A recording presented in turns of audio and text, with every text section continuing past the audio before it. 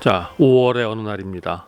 밴쿠버에 5월달이 됐는데도 이렇게 거의 매일같이 비가 온다는 건 짜증나는 일이죠. 한마디로 건기가 얼마나 된다고. 오늘도 지금 아침에 이렇게 추적추적 비가 내리고 있어요. 밴쿠버에 공부하러 오거나 일하러 오거나 이러면 사실 좀 상관없을 수 있어요. 왜냐면 일과 공부하느라 이렇게 바쁘다 보면 날씨에 신경 못 쓸 수도 있으니까. 근데 그냥 이민 와서 여기서 좀 편하게 살아보겠다, 아니면 좀 평온하고 날씨의 혜택도 받으면서 뭐 공기 좋은 데서 살아보겠다 해서 이 캐나다 밴쿠버로 오시려고 하시는 분들 고민 많이 하셔야 됩니다. 비 정말 많이 오고, 비 싫어하는 사람들 잘못 왔다가 낭패당해요. 낭패. 여기서도 이게 정신 건강에 안 좋으니까 비가 매일같이 오면, 그래서 비타민 D를 꼭 먹으라고 하고, 오늘 이 얘기 하려고 그런 게 아닌데, 아무튼 우울증에 빠지기 쉽다고 하니까 꼭 아셨으면 좋겠어요. 겨울에 춥진 않지만 우울하다는 거. 자, 이제 오늘 드릴 말씀 시작해 봐야죠.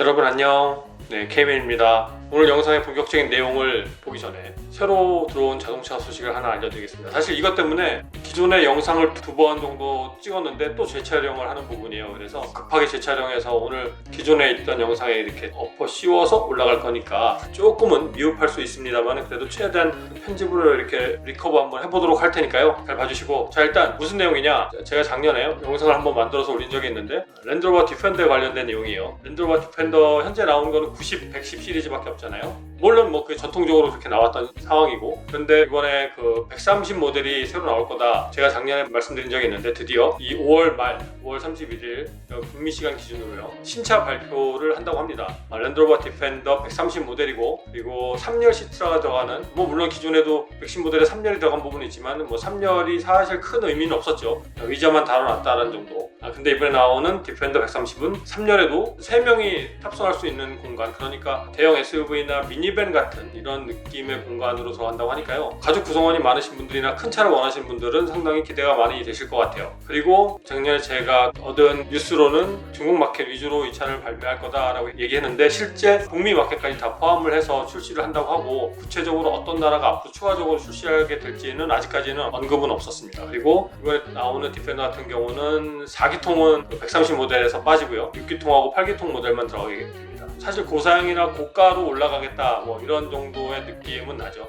아무래도 6기통부터 올라가게 되면 4기통에서 옵션이었던 것들이 기본 사양으로 들어간 부분도 없지 않아 있으니까, 뭐 그렇게 정도 아시면 될 것 같고, 아직까지 뭐 구체적인 발표를 하지 않았지만 일단 차 모양을 보게 되면 3열이 길어진 부분이 휠 베이스가 길어져서 3열이 길어진 것처럼 보이진 않고, 물론 정확한 건 아닙니다. 5월 31일이 돼야 정확히 알 수 있어요. 그래도 이렇게 느낌적으로 봤을 때 뒷바퀴 뒤에 리어행 부분이 좀 많이 늘어났죠. 일단 유리창이나 그 뒤에 범퍼 부분을 보면 충분히 아실 수 있을 것 같아요. 근데 이게 기존 110 모델에 비해서 대략 한 25cm 정도 길어지는 부분이라고 하니까요, 리어행만 길어졌다, 뭐 저는 개인적으로 그 정도 추측을 해보는데 아닐 수도 있어요. 특별히 돈을 들여서 휠베이스를 바꿔서 차의 전체적인 구조를 바꿨을까라는 생각은 잠시 해보게 됩니다만, 아무튼 눈으로 보기에도 그렇게 보이니까 참 궁금해요. 어떻게 보면 뒤에가 너무 이렇게 길게 빠져서 좀 느낌적으로 균형이 안 맞아 보이는 듯한 느낌도 있어요. 물론 위장막 씌워진 상태에서 이미 프로토타입으로 지난해 시승회를 했던 적이 있어요, 랜드로버에서. 근데 그 프로토타입 그대로 나오게 될지 아닐지 뭐 이것도 한번 지켜보는 그런 재미가 있을 것 같아요.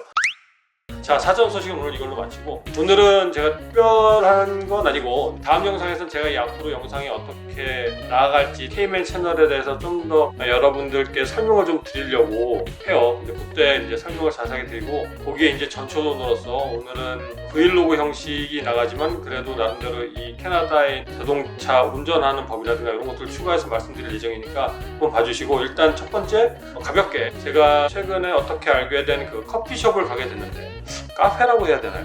카페를 커피숍으로 하면 왠지 조금 인테리어도 꾸질꾸질할 것 같고 그럴 수는 있는데, 아무튼 그래요, 카페라고 합시다.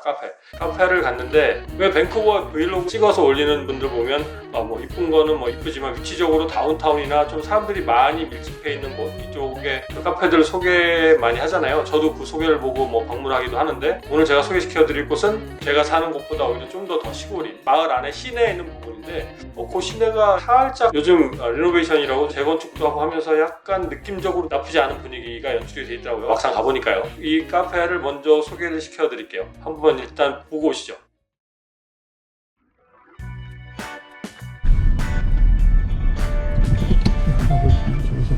여기 이쁘게 생겼다. 여기 보니까 길가에 그냥 주차하면 되네요. 길가에.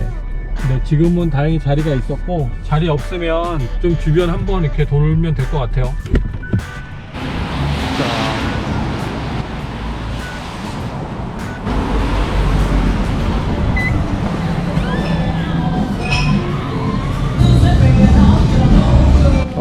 음악도 새롭고.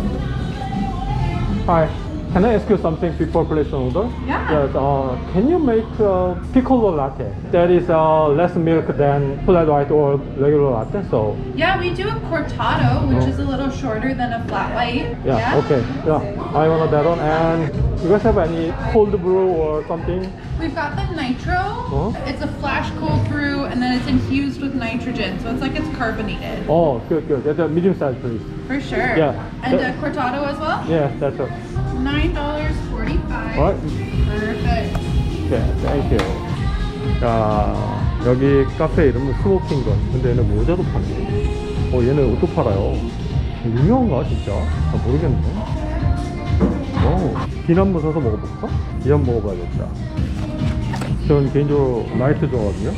Can I get this one? So, and your drinks are Oh, ready down at the thank end? you. 네. 자, 이렇게 커피가 나왔습니다. 근데 비가 오네. 몸으로 비를 맞고 가야 돼. 받아줘.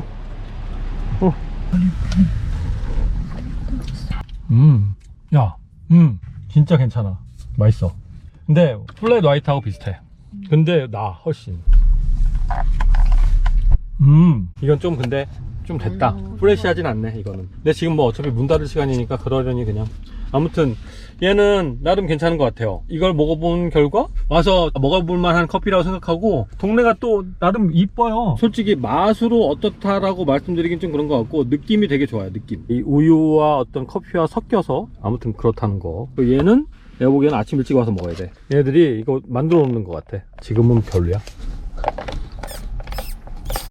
이 영상에서 말씀드린 이 콜드브루를 먹었을 때 좀 오래된 맛이 난다라고 말씀을 드렸는데, 실제 집에 와서 그 원두 사왔잖아요. 원두를 갈아서 커피를 내려 먹어보니까 확실히 산미가 높아요. 그러다 보니까 프레시한 맛보단 좀 커피가 이렇게 오래됐구나 라는 느낌. 예를 들어서 여기 스타벅스나 팀홀튼 같은 경우도 커피 내린 지 20분인지 30분인지 저는 잘 모르겠습니다만, 그 정도의 시간이 지나면 내렸던 커피는 다 버리잖아요. 브루드 커피라고 하는 내린 커피는 다 버리는데, 그게 신선도를 넘어서서 산화가 되면서 그렇게 몸에 좋지 않대요. 오래되면. 뭐 그들이 하는 얘기입니다. 이게 의학적으로 어쩌다 저쩌다 전 잘 모르고 그런 느낌이었는데, 먹었을 때 집에 와서 원두를 갈아서 먹어보니까 커피 자체가 산미가 높아서 그런 느낌이 났을 수도 있겠다라는 생각을 해봤어요. 그러니까 여러분들이 혹시 커피 맛을 즐기시는 분들은 한 번쯤 가셔서 그걸 한번 드셔보시고 저한테 야, 이 커피 원래 이랬어 저랬어 이렇게 한번 알려주시면 정말 고마울 것 같고, 아무튼 이 카페 괜찮은 것 같아요. 친절하고, 제가 영어를 잘 못함에도 불구하고 되게 잘 알아들어주고, 저는 딱 알 수 있어요. 이쪽에서 친절한지 안 친절한지. 제 영어 실력에 그쪽에서 잘 반응을 해주면 친절하다고 저는 개인적으로 느껴지고, pardon,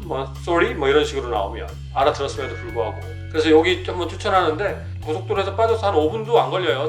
그러니까 차만 있으시면 충분히 편하게 가실 수 있는 곳이고, 동네에 계신 분들은 그쪽에 동네가 있긴 있죠. 옛날 구시가지거든요. 그쪽이 칠리왁이라는 동네인데, 칠리왁에 구시가지예요. 카페가 있는 데가. 가까운 분들은 뭐 걸어서 이렇게 운동 삼아 가시는 것도 괜찮을 것 같고, 아무튼 그렇습니다. 한번 보시면 될 것 같고, 광고 아닙니다. 저도 그냥 뭐 우연히 알게 돼가지고 가게 된 곳이고, 갔는데 나쁘지 않은 것 같아서 뭐 이렇게 말씀을 드린 부분이에요.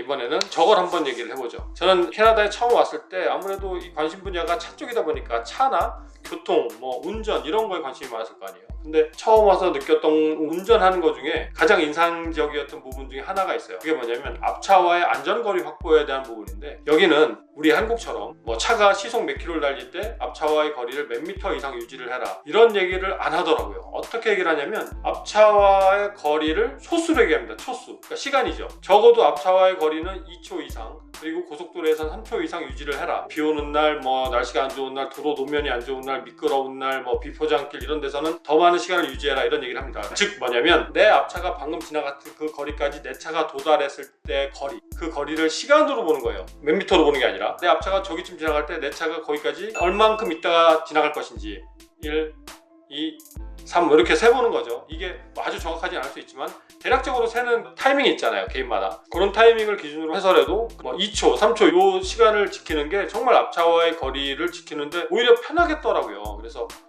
우리나라도 이렇게 좀 해봤으면 좋겠다. 적어도 우리나라가 이 시간을 말하지 않더라도 제 채널을 보시는 여러분들은 이런 걸로 한번 앞차와의 거리를 계산해보는 것도 괜찮을 것 같다, 뭐 이런 생각을 해보게 됐습니다.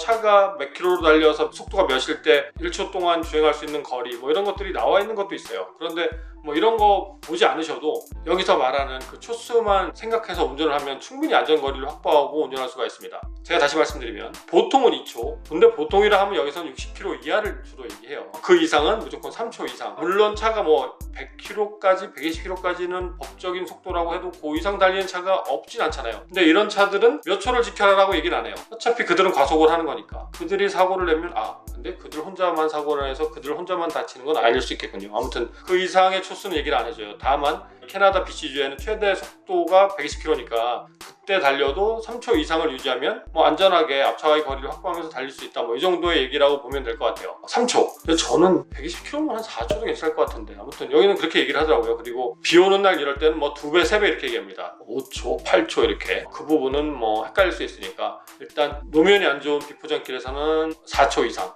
앞차와의 거리, 속도와 상관없이. 어차피 속도 많이 못 내잖아요, 비포장길에는요. 그리고 비 오는 날 이럴 때는 평소보다 2배 이상 뭐 이렇게 얘기를 하니까요. 보통 한 5초, 6초 정도 되겠죠. 이렇게 보고 운전을 하면 충분히 앞차와의 안전거리를 확보하면서 달릴 수 있는 그런 여유가 있을 것 같다. 이게 사실 운전을 많이 한 우리들은 어떻게 보면 크게 영향이 없을 수도 있어요. 대충 그 앞차 거리 봐도 뭐 예를 들어서 옆에 지나가는 가드레일이나 이런 거 보면 거리 얼추 뭐 비슷하게 알잖아요. 뭐 30m, 100m. 근데 100m는 사실 잘 모르겠더라. 너무 머니까. 이런 내용을 주변에 좀 알려주자고요. 와이프나 아이들이나 아니면 새로 운전해서 뭐 한다는 직장 동료나 후배나 뭐 선배도 마찬가지로 그들의 가족들한테 알려주면 좀 더 낫지 않을까. 그렇게 되면 뭐 앞차가 갑자기 정지를 하더라도 충분히 공간 확보하면서 설 수 있는 그런 뭐 룸이 마련될 거라 저는 생각을 합니다. 자, 그럼 여기서 영상 한번 정리하고 마무리하도록 하겠습니다. 랜드로버 디펜더 130 모델 새차 발표 날 날짜가 확정이 됐다. 이번 달 5월 31일 북미 기준이고, 궁금하신 분들은 그때 제가 또 영상을 만들어서 올릴 테니까 그거 한번 봐주시고요. 우연치 않게 이 시골에 있는 카페, 이 카페를 다시 말씀드리면 누구는 밴쿠버 전체 지역의 탑5 안에 들어갈 수도 있겠다, 뭐 이렇게 평을 내린 사람도 있더라고요. 여기 가끔 보면 이렇게 커피 평론하는 사람들이 있어요. 이 친구들이 분명한 건 여기 커피 전문가라고 한 사람들이 여러 리포트를 하거나 아니면 칼럼 같은 데를 보면 다 탑10 안에 들어간다고 하니까 그런데 한번 소개시켜 드렸고, 앞차와의 안전거리 확보,